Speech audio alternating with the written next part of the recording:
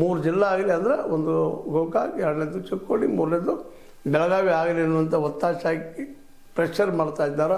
ಅದಕ್ಕೆ ಒಪ್ಪಿಗೆ ಸಿಗುವ ಸಾಧ್ಯತೆ ಹೆಚ್ಚಾಗಿದ್ದಾವೆ ಅನ್ನುವಂಥ ಸಾಧ್ಯತೆಗಳು ಕೇಳಿ ಬರ್ತಾ ಇದ್ದಾವೆ. ಇದು ಕೇಳಿ ಬಂದ ಕಾರಣದಿಂದಾಗಿ ಲಕ್ಷ್ಮಣ ಸವದಿಯವರು ಇನ್ನೂರ ಸೇರಿಸಿ ಅದನ್ನು ಮಾಡಿರುವಂಥ ಒಂದು ಬೇಡಿಕೆಯನ್ನು, ಪ್ರಬಲ ಬೇಡಿಕೆಯನ್ನು ಇಟ್ಟಿದ್ದಾರೆ. ಅದು ಏನೇನಾಗ್ತದೆ ನೋಡೋಣ ಅಂತ ಹೇಳ್ತಾ, ಜೊತೆಗೆ ಈ ಜಿಲ್ಲೆಗಳಾಗೋದನ್ನು ಮೋಸ್ಟ್ಲಿ ಲೇಟ್ ಮಾಡೋದು ಬೇಡ.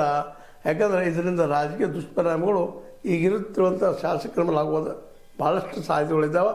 ಅದಕ್ಕೆ ಎಲ್ಲರೂ ಕೊಡುಗೊಳ್ಳೋದು ಮಾಡಿದಷ್ಟು ಒಳ್ಳೆಯದ.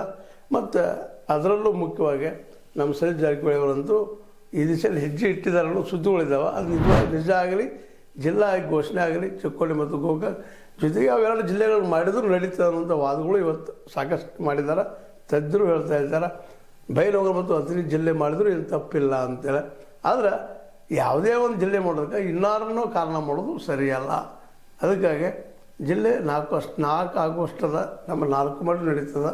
ಇನ್ನು ಡಿಸಿಷನ್ ಸಿದ್ದರಾಮಯ್ಯರಿಗೆ ಮತ್ತು ಅವ್ರ ಕ್ಯಾಬಿನೆಟ್ಗೆ, ಜೊತೆಗೆ ಶಾಸಕರು ಏನು ಸಲಹೆ ಕೊಡ್ತಾರೆ ಇವತ್ತು ನೋಡುವಂಥ ಪ್ರಸಂಗದ ಕೊಡಲಿ, ಮಾತಾಡಲಿ, ಇವೆರಡೂ ಚಿಕ್ಕೋಡಿ ಮತ್ತು ಗೋಕಾಕ್ ಜಿಲ್ಲೆ ಆಗುವಂಥದ್ದಾಗಲಿ ಅಂತ ಹೇಳ್ತಾ, ಇದು ಆಗಬಹುದು, ಆಗ್ತದೆ ಅನ್ನೋಂಥ ವಿಶ್ವಾಸಗಳು ಕೆಲವು ಮಾತುಗಳು ಆಡಿದ್ವಿ.